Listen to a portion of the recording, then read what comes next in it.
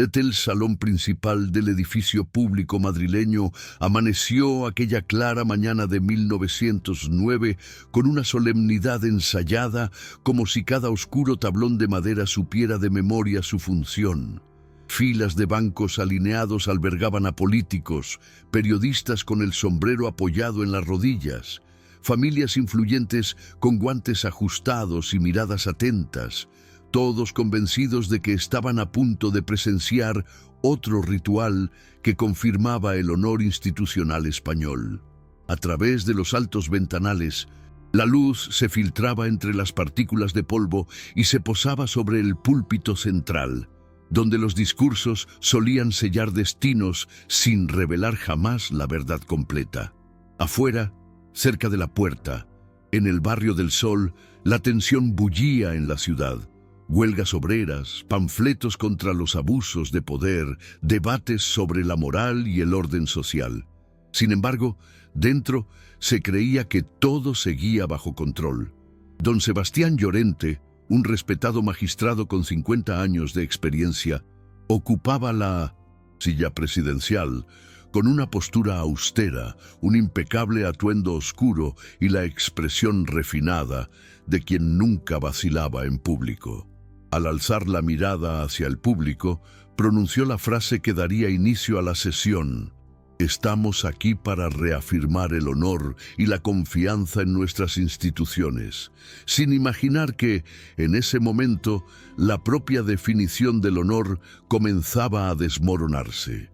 Si esta historia te pillé, suscríbete al canal y cuéntanos desde qué parte del mundo nos visitas. El presente también es parte de este momento. Don Sebastián mantenía las manos apoyadas sobre la mesa de madera pulida, sintiendo bajo los dedos la fría superficie que siempre le había dado seguridad. Durante décadas, allí había separado el bien del mal con firmes pronunciamientos, respaldados por códigos, tradiciones y la convicción pública de su rectitud.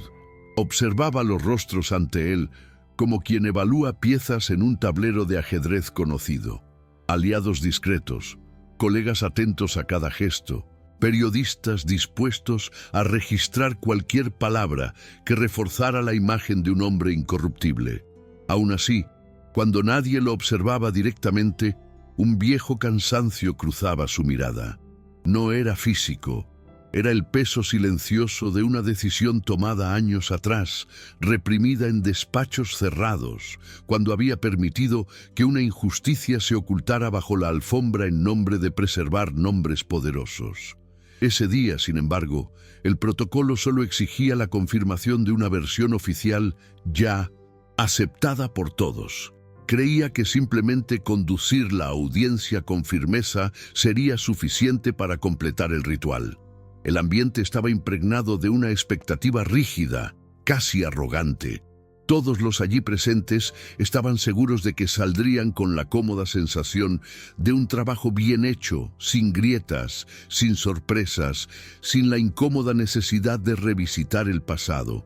Fue entonces cuando Inés Morales se levantó del estrado reservado para los testigos secundarios. A sus 36 años, vestía ropa sencilla y correcta, un vestido oscuro bien planchado, sin adornos que llamaran la atención, como siempre había aprendido a hacer para no ofender. Su mirada, sin embargo, no vaciló. Había serenidad y firmeza en la forma en que soportaba el peso del momento, sosteniendo contra su pecho un maletín desgastado, marcado por el tiempo y el uso cuidadoso. Muchos de los presentes apenas recordaban su nombre. Otros la reconocían vagamente como la empleada despedida, la maestra sustituta, desacreditada tras atreverse a denunciar abusos morales vinculados a esa misma institución.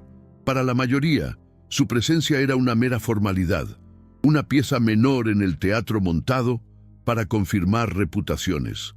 Cuando pedía la palabra, se esperaba que repitiera la versión oficial, validando la narrativa construida años atrás. El silencio que se formó, sin embargo, no era de indiferencia, sino de desconcierto. Algo en la postura de Inés indicaba que no estaba allí para cumplir un rol impuesto. Don Sebastián sintió una opresión involuntaria en el pecho al reconocerla. El pasado que había evitado durante tanto tiempo ahora cobraba claros contornos ante él. Inés respiró hondo antes de hablar, consciente de que cada palabra pronunciada en ese espacio resonaría mucho más allá de las oscuras paredes de madera.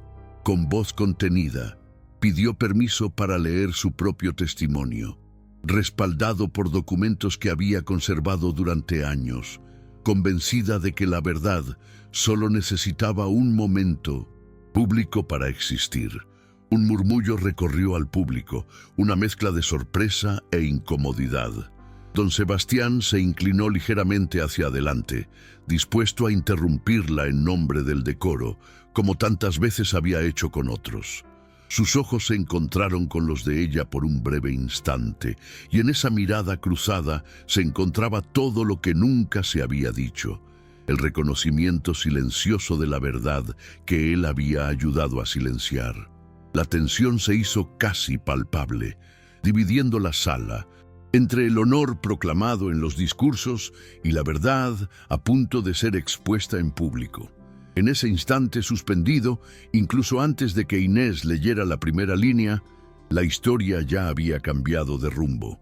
La humillación contenida, el rechazo pasado y la revelación inminente convergieron allí, colocando a don Sebastián ante una decisión que definiría no solo al público, sino también el verdadero significado del honor que había dedicado su vida a defender. La mente de don Sebastián retrocedió años atrás mientras mantenía una expresión impasible ante la sala. Recordó los inicios de su carrera, siendo aún un joven jurista, cuando creía que la ley era una construcción moral superior a la de los hombres. Había ascendido mediante la disciplina, rechazando los escándalos visibles y moldeando cuidadosamente cada gesto público. En 1897, cuando el caso de Inés empezó a circular por los pasillos de la institución, ya ocupaba un cargo que exigía decisiones rápidas y silenciosas. Hombres influyentes presionaron para que la acusación se tratara como un malentendido, y Sebastián aceptó la solución privada como si fuera un acto de prudencia. Se había convencido de que preservar la reputación de la institución era preservar el orden social. Desde entonces, había repetido discursos sobre el honor como quien recita una oración para no escuchar la propia conciencia. El pasado, sin embargo, nunca se había disipado. Solo se había asentado en las sombras, exigiendo el mantenimiento constante de la mentira. Inés, por su parte, había reconstruido su vida tras ser despedida. Recordaba vívidamente el día en que la citaron a una oficina cerrada, le informaron que su palabra no era conveniente y le aconsejaron aceptar un traslado tácito. Al negarse, perdió su trabajo, a sus colegas y el respeto social que una maestra sustituta había luchado por ganar durante años. Vivía de pequeños trabajos administrativos, mudándose de barrio 2 veces para escapar de las miradas críticas. Aún así, nunca se deshizo de los documentos, cartas oficiales, hojas de asistencia, firmas, fechas precisas. Lo guardaba todo en una simple carpeta, como para proteger su propia identidad. Su esperanza no era ingenua, era resiliente. Creía que la verdad necesitaba contexto y un espacio donde no pudiera ser reprimida. La audiencia pública era ese espacio. El vínculo entre ambos no era cariñoso en el sentido común, era ético y doloroso. Sebastián recordaba la mirada de Inés en su primer encuentro privado años atrás, cuando ella creyó ser escuchada. Él apartó la mirada, firmó papeles y dio por terminada la conversación en menos de 10 minutos. Ahora, al verla allí, sintió la rigidez de la autoridad frente a una serenidad que no pedía nada. Inés hablaba con claridad, describiendo los hechos sin adjetivos, como había aprendido a hacer para evitar que la acusaran de exageración. Cada frase cargaba con el peso de noches de insomnio y decisiones forzadas. La sala reaccionaba en oleadas. Susurros, cabezas girando, periodistas tomando notas con entusiasmo. Sebastián se dio cuenta de que cuanto más hablaba, más frágil se volvía la versión oficial. La presión externa aumentaba de forma casi coreografiada. Un colega a su derecha se inclinó hacia adelante y susurró que aquello no era apropiado. Otro solicitó un receso técnico. El secretario de sesión revolvía papeles con visible nerviosismo. La prensa, dividida entre el escándalo y el respeto institucional, evaluaba qué narrativa generaría más titulares. Inés sintió el miedo familiar crecer en su cuerpo, el recuerdo de ser desacreditada una vez más. Aún así, mantuvo la compostura. Habló de aislamiento, pérdida de ingresos, invitaciones rechazadas por miedo a que la asociaran con su nombre. Usó cifras concretas, salarios reducidos a la mitad, 3 cambios de trabajo en 5 años, 8 cartas sin respuesta. Cada dato anclaba su dolor en la realidad. En su fuero interno, Sebastián libraba una batalla silenciosa.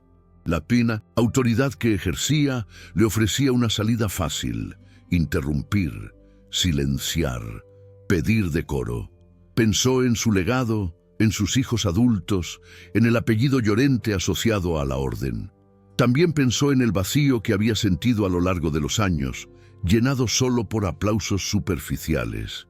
Su conciencia, que había aprendido a silenciar, ahora exigía espacio. Observó al público dividido y percibió algo nuevo. No había unanimidad. Algunos rostros mostraban un apoyo contenido a Inés, un reconocimiento silencioso. Esto lo desestabilizaba más que la hostilidad manifiesta. Inés mencionó el costo emocional del silencio impuesto. Habló de la sensación de inexistencia social, de cómo la verdad reprimida corroe desde dentro. No pedía un castigo ejemplar, pedía un registro, un recuerdo, un reconocimiento. El tono contenido hacía que sus palabras fueran más difíciles de refutar. Sebastián comprendió que cualquier interrupción sonaría como una confirmación de su culpa. El conflicto externo se sumaba al interno. Los colegas presionaban, pero la sala ya no era controlable. El honor proclamado comenzaba a ser confrontado por el honor demostrado. El vínculo ético se consolidaba allí. Sebastián empezó a escuchar no como juez, sino como un hombre confrontado con sus decisiones. Inés, al darse cuenta de que no la habían interrumpido, sintió una ligera grieta en su miedo. Continuó. Mencionó nombres, cargos, procedimientos internos. Cada detalle era una pieza que encajaba. La tensión aumentó, gradualmente, sin explosiones, sostenida por el pesado silencio que se había instalado. La burocracia, antes aliada del silencio, se convirtió en un obstáculo para quienes querían terminar la sesión. Los procedimientos exigían grabar los discursos.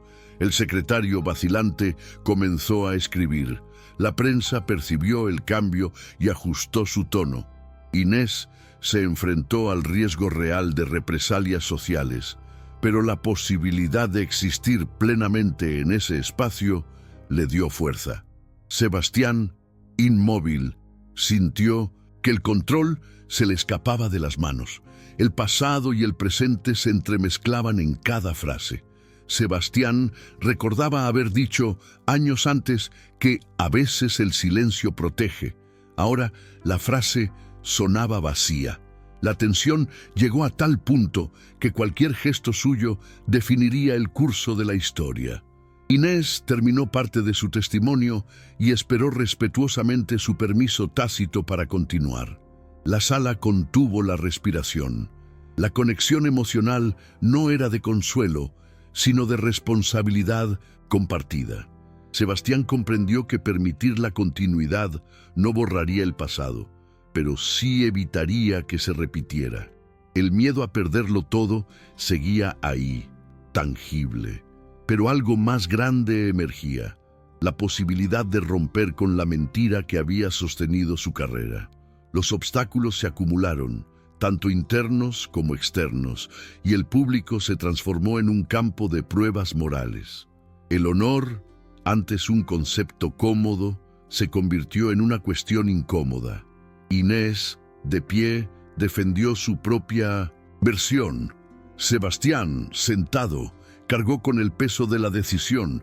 Cuando Inés respiró hondo para continuar, el tiempo pareció alargarse. El magistrado sintió que esta era la última frontera entre el hombre que había sido y el hombre que podría ser. El desarrollo estaba llegando a su límite. La decisión se acercaba inevitable, silenciosa y definitiva. El momento decisivo llegó sin alardes, marcado únicamente por el seco sonido del papel al ser recolocado sobre la mesa. Don Sebastián sintió el peso simbólico de ese simple gesto. Un simple movimiento de la mano bastaba para dar por terminada la audiencia, invocar decoro y preservar la narrativa oficial. La sala esperaba. Inés permaneció de pie, con su carpeta abierta, los documentos organizados con una precisión casi ritual. El magistrado comprendió que, por primera vez en muchos años, no había argumento legal capaz de protegerlo de su propia conciencia. El honor que había proclamado en discursos ahora exigía pruebas. Levantó la mirada, respiró con moderación y dijo, en un tono institucional, contenido pero audible para todos: el testigo tiene la palabra. Su testimonio constará íntegramente en el acta. No hubo aplausos ni murmullos inmediatos. Se hizo un silencio denso, casi incrédulo. Al permitir que Inés continuara, don Sebastián aceptó que su autoridad fuera cuestionada en público y que el pasado, hasta entonces resuelto en los despachos, tomara forma ante todos. Inés sintió el impacto de la decisión como una conmoción contenida. Sus manos temblaron por un segundo, rápidamente reemplazadas por una firmeza inesperada. Continuó leyendo, ahora segura de que sus palabras no serían borradas. Describió el abuso de poder moral con precisión, citando fechas, horas, procedimientos internos y la cadena de silencios que siguió. No hubo ninguna acusación incendiaria. Hubo hechos.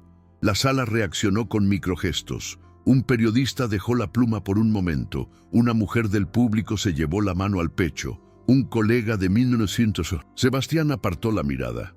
El magistrado escuchó cada frase como quien acepta un veredicto. El diálogo transformador no se produjo en intercambios directos, sino en el subtexto. Al no interrumpir, reconoció la verdad que había ayudado a silenciar. Al hablar sin rencor, Inés demostró que la dignidad no necesitaba venganza. Cuando Inés terminó su testimonio, cerrando cuidadosamente la carpeta, el silencio regresó, aún más denso. Don Sebastián se inclinó ligeramente hacia adelante y en voz baja declaró: «Este tribunal reconoce la gravedad de lo presentado. La información será remitida para su investigación formal». No mencionó su nombre ni se defendió. El gesto fue devastador por su falta de justificación. Allí, ante todos, abdicó. Estaba perdiendo el control absoluto que siempre había ejercido. El honor dejaba de ser un escudo retórico para convertirse en un riesgo real. Inés asintió en silencio, consciente de que este reconocimiento público no le devolvía los años perdidos, pero sí algo esencial, una existencia plena ante la sociedad. ¿Estás disfrutando esta historia? Deja Dale me gusta y suscríbete al canal. Ahora continuamos con el vídeo. Las consecuencias comenzaron a manifestarse de inmediato. Un asesor se acercó a Sebastián, visiblemente tenso, susurrando sobre repercusiones políticas y exigencias de aclaración. El magistrado permaneció inmóvil, como si aceptar esas palabras fuera parte del precio. La prensa se levantó casi al unísono, al comprender que no se trataba de un escándalo inventado, sino de una verdadera fisura en la estructura de poder. Inés, por su parte, sintió resurgir el miedo a las represalias, acompañado de algo nuevo. una profunda calma por haber roto el silencio. El vínculo entre ambos se consolidaba de forma ética e irreversible. Él perdería cargos e influencia, ella recuperaría su voz. Ambos sabían, sin intercambiar palabras, que no había vuelta atrás. El clímax no terminó con gritos ni lágrimas explícitas, sino con una transformación silenciosa y pública. Don Sebastián firmó el documento con mano firme, aún sabiendo que este disco sería el principio del fin de su carrera. Al hacerlo, aceptó que el verdadero honor no se impone con el silencio, sino con la disposición a afrontar la verdad. Inés salió de la sala con la frente en alto, atravesando al público dividido entre la hostilidad y el respeto contenido. El momento decisivo se consumó. Lo que vendría después, investigaciones, debates, pérdidas, ya no dependía solo de ellos. La historia avanzaba, marcada por un simple gesto que había costado reputaciones enteras, pero que había abierto el espacio para que la dignidad humana se manifestara sin filtros. Los días posteriores a la audiencia transformaron Madrid en un espacio de debate constante. Los periódicos publicaron transcripciones parciales de las actas, las columnas discutieron el significado del honor en tiempos de cambio y nombres antes intocables comenzaron a citarse con cautela. La investigación formal se abrió en 2 semanas, tras procedimientos que no se habían activado en años. Comisiones internas se vieron obligadas a revisar prácticas silenciosas y testimonios previamente ignorados adquirieron valor institucional. Inés Morales fue citada de nuevo, ahora como parte central del proceso, ya no como testigo secundaria. Aunque aún se enfrentaba a miradas sospechosas en ciertos círculos, algo había cambiado irreversiblemente. Su palabra había cobrado vida oficialmente. El simple hecho de que constara en las actas le devolvió la dignidad pública que le había sido negada. Caminaba por las calles con la misma sencillez de siempre, pero con la postura de quien ya no necesitaba encogerse para encajar en el mundo. Don Sebastián Llorente, por su parte, empezó a sentir el desmoronamiento gradual de todo lo que había sostenido su carrera. Primero llegaron las solicitudes de excedencia temporal, luego las renuncias silenciosas a cargos honorarios y finalmente la jubilación anticipada, anunciada en una nota breve e impersonal. Los viejos amigos redujeron el contacto, las invitaciones oficiales cesaron. El prestigio acumulado durante décadas se disolvió sin fanfarrias, como el polvo barrido tras una ceremonia. Sin embargo, por primera vez en muchos años, Sebastián durmió sin el peso constante de la decisión reprimida. La pérdida material y simbólica era real, pero no iba acompañada del vacío absoluto que había temido. En su discreto aislamiento, empezó a comprender que el honor que había defendido públicamente nunca había resistido la verdad, y que el miedo a perderlo era lo que realmente había guiado sus decisiones. Inés comenzó a ser buscada por otras personas silenciadas, especialmente mujeres con historias similares, asfixiadas por las conveniencias institucionales. Sin buscar protagonismo, aceptó hablar, guiar y compartir procedimientos y posibles caminos. En pocos meses se convirtió en un referente en los debates sobre ética pública y responsabilidad institucional, no por sus discursos encendidos, sino por la claridad con la que narraba los hechos y sus consecuencias. Su vida material seguía siendo modesta, pero la pobreza emocional que la había acompañado durante años comenzó a disiparse. El impacto colectivo del caso se sintió en escuelas, asociaciones civiles e incluso en las sesiones parlamentarias, donde la frase atribuida a Sebastián comenzó a circular casi irónicamente. El honor que no resiste a la verdad no es honor, es miedo. Desenlace no ofreció una redención fácil, pero sí un cambio concreto y visible. Al final de ese ciclo, Madrid parecía la misma ciudad, pero algo había cambiado en su brújula moral. La verdad, antes escuchada en público, ya no podía limitarse a los despachos. Don Sebastián, ahora un hombre común entre tantos, observaba desde la distancia los efectos de la decisión que le había costado su legado. Inés siguió adelante, consciente de que el coraje no borra el sufrimiento pasado, sino que evita que sea inútil. La historia no terminó con una victoria absoluta, sino con un equilibrio más honesto entre poder y dignidad. El futuro permanecía abierto, sostenido por la idea de que permitir la verdad, incluso cuando duele, es el primer paso hacia cualquier justicia posible. ¿Han hecho algún gesto de bondad que cambió una vida? Dejen Naciones Unidas. Tengo corazón si creo que el amor es más poderoso que cualquier riqueza. Suscríbete para leer malas historias sobre segundas oportunidades. Comenta. El amor no tiene precio. Si ustedes también pantalla en Allá Bondad Humana.